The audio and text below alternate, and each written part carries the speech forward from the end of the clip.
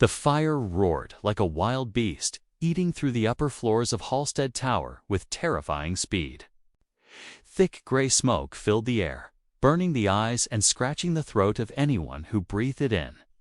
Alarms screamed across the building, bouncing off the glass and steel walls. But one man wasn't focused on the chaos.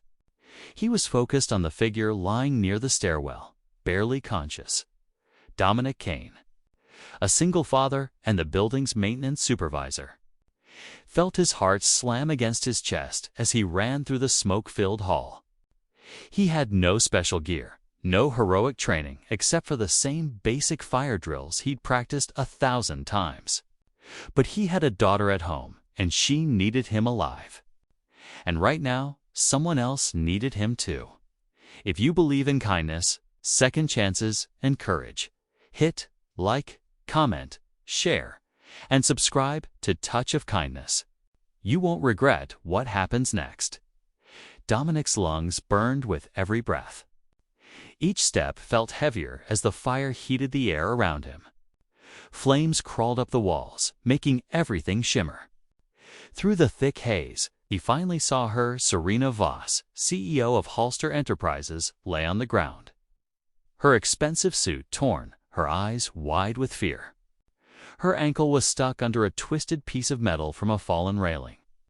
Most people had already escaped the building, leaving her alone in the spreading fire. Dominic knew waiting for the firefighters wasn't an option. They wouldn't reach her in time. "Hold on," he shouted, though he wasn't sure she could hear him. He dropped to his knees beside her and used every bit of strength in his arms to lift the hot metal just enough to pull her out. Pain shot through his hands and arms, the heat almost unbearable. Smoke clawed at his throat, each breath a fight. Serena's eyes met his, and for a second the fire disappeared. It was just two people scared, trapped, and trying to survive. Her first words shocked him. "Why are you helping me?" she asked, her voice shaking, not with thankfulness, but with confusion. "No, thank you." No relief. Just those 4 words cutting through the chaos. Dominic froze for a moment. He wanted to say something brave, but time was running out.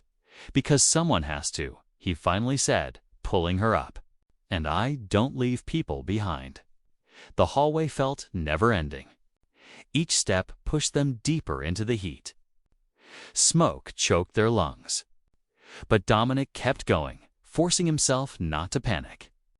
He counted their steps, measured their progress, stayed focused. Serena, though hurt and terrified, held on to him with surprising strength.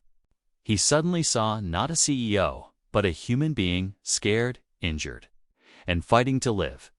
As they neared the stairwell, a beam above them groaned, then collapsed. Dominic yanked Serena back just in time. Both fell down the stairs, coughing hard, but alive.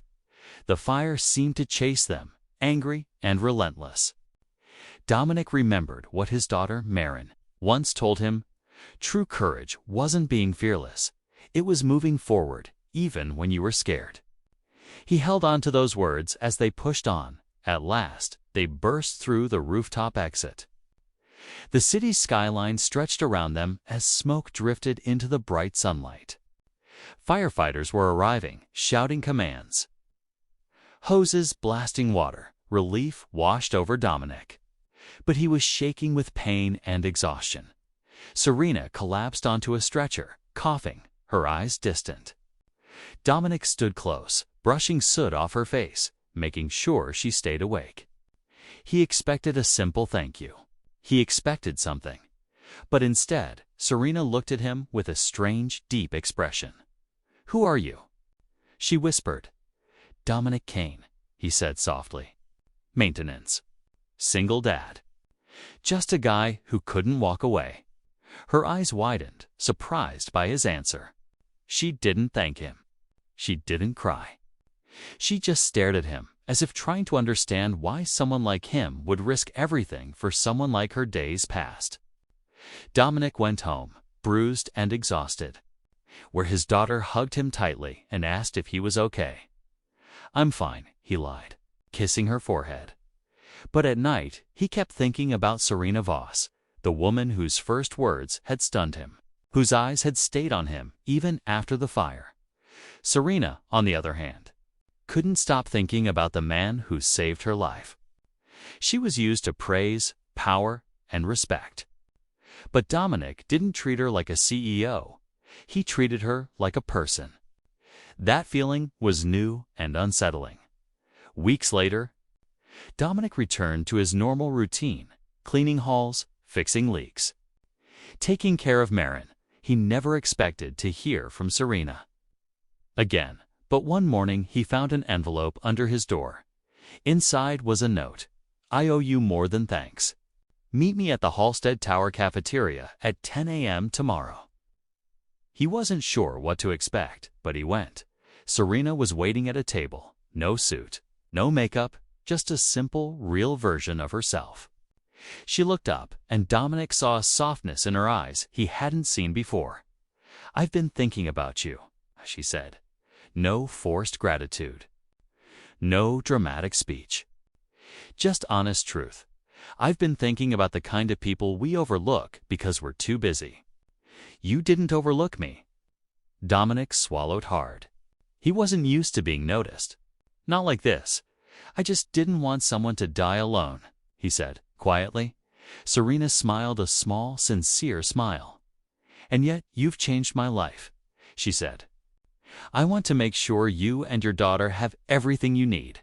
No strings. But more importantly, I want you to know someone sees you. The real you." Warmth spread through Dominic's chest. For years, he had lived quietly, working hard, raising his daughter, surviving. But now he felt something different. Respect, recognition in the weeks that followed. Serena and Dominic formed an unlikely bond.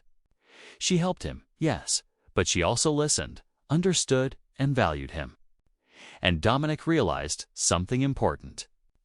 The biggest victories in life didn't always come with applause. Sometimes, they were just moments where two people saw each other clearly as they stood together one afternoon, looking out at the city from the same building that once tried to kill her. Dominic understood. Sometimes the bravest thing you can do isn't escaping a fire. Sometimes it's choosing to care.